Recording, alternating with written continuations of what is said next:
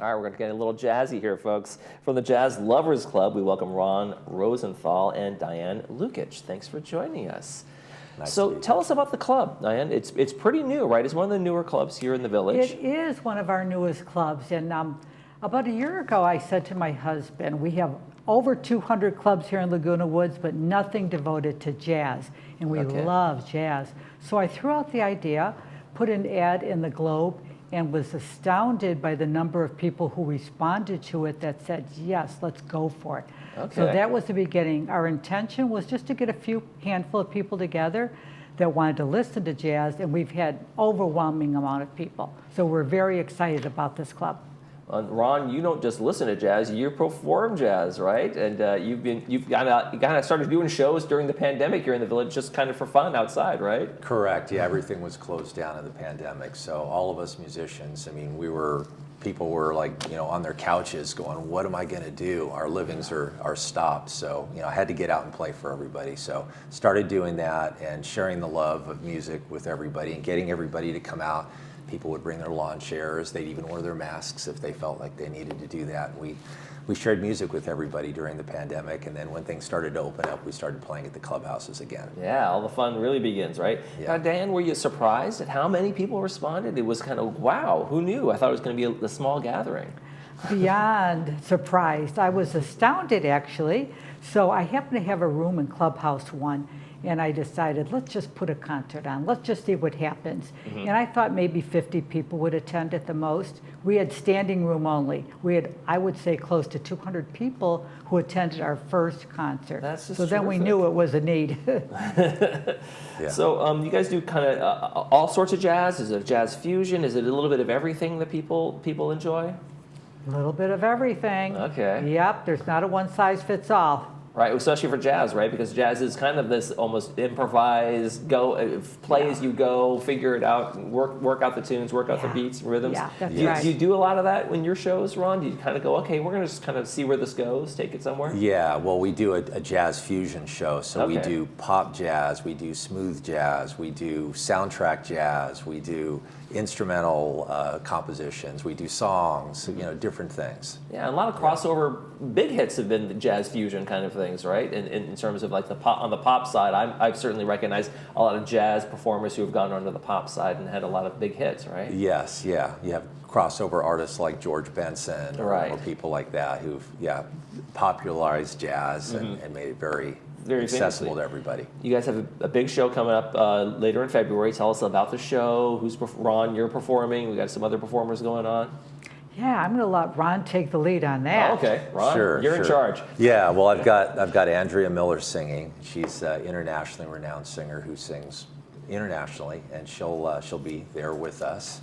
I've got Kim Taylor, who's going to be playing sax, who's a phenomenal talent. Steve Swatworth on drums, and myself. I've played internationally, nationally, locally. Okay. So I'm bringing this group together to play. And it's going to be over at Clubhouse 7, and it's going to be Thursday, February 15th. We're going to have standing room only again. That's the wish. That's right. We put that out there. Standing room only. And folks can go for more information, Jazz Lovers of Laguna Woods at gmail.com. That's correct. There we go. That should be simple enough for folks to find out more information. $7 at the door? Boy, it's a best deal in the world. $7, that's pretty good. It is $7. Yeah. Yes, what a deal, isn't that? You don't have to drive anywhere. You're right here in Laguna Woods. That sounds like a deal. So tell us a little bit about how you guys have gotten the word out. Is it just kind of been organic in terms of the club and the growth of it all? Mm-hmm. Well, Facebook has been one of the things. Flyers that we put out. As a club, you're allowed to put out flyers, so those go out to all the clubhouses. People can walk around and pick up information about what's happening in the village there.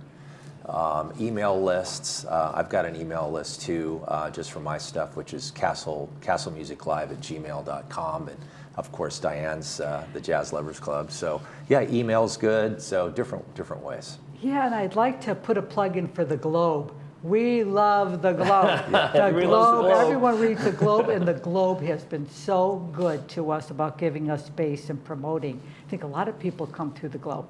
Yes. So when did you first start saying, like, discover jazz in your lifetime? You know, was it like at a young age? Did you come into it a little later in life? Later in life, yes. Okay. I didn't become alive until I was about 50 years old, midlife transition. So how about you, Ron, since you're the musician? Yeah, I started listening to jazz and playing jazz when I was around 12 years old. So yeah, it's a lifetime thing, you know, of exploration and improvisation and learning different Who were ways like to the play. first, some of the first artists you listened to and you said, okay, this makes sense to me? Because jazz is not an easy thing to just jump into. Yeah, it's true. Well, you know, I listened to Joni Mitchell, certainly Pat Metheny, Okay. and then associated artists, Wayne Shorter, of course, Herbie Hancock. So right. I got a chance to open for Herbie Hancock in concert, so I got Did you to hang really? out with one of my idols and play. Wow. So Very yeah, cool. That's very those cool. were some of the artists I started listening to. And when people come to a club, is it kind of a shared experience? Like everybody's talking about playing different songs and different music? Like do you meet monthly? Do you meet kind of regularly and just play music or have jam sessions and things Well, like you that? know what? We do meet regularly. The first Thursday of every month, we meet from 4 to 6 over at the Performing Arts Center.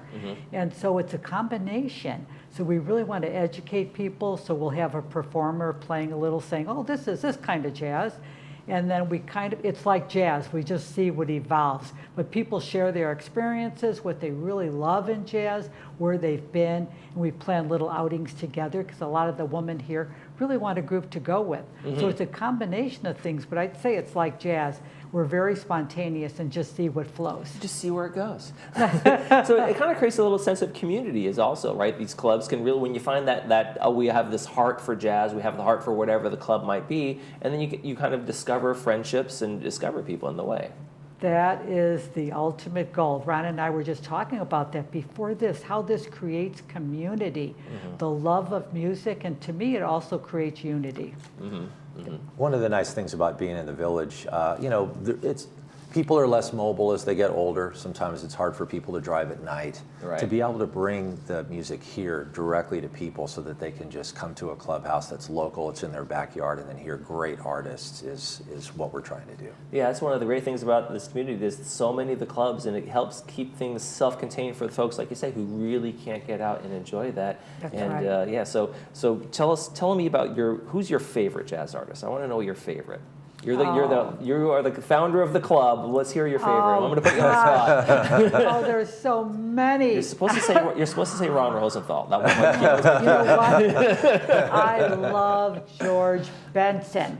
Yeah. I've always loved yeah, George well, Benson. yeah, you can't go wrong George there. Benson is absolutely the ultimate. Yes, and everybody knows he's the crossover, amazing crossover artist as well. So people, just Yeah, amazing stuff. yeah. Right. All right, one more time, real quick. Want to put it up on the screen. We got the Castle Jazz Fusion Show coming up at Clubhouse 7. It's going to be February 15th, 6 to 8:30 p.m. $7 at the door for tickets, and you can go to the email for more information. That's right. That's it. Terrific. Ron and Diane from the Jazz Lovers Club, thank you so much for joining us. Thanks, Mike. Thank you for having us. It's been my pleasure. My pleasure, too. Thank you very much. Okay.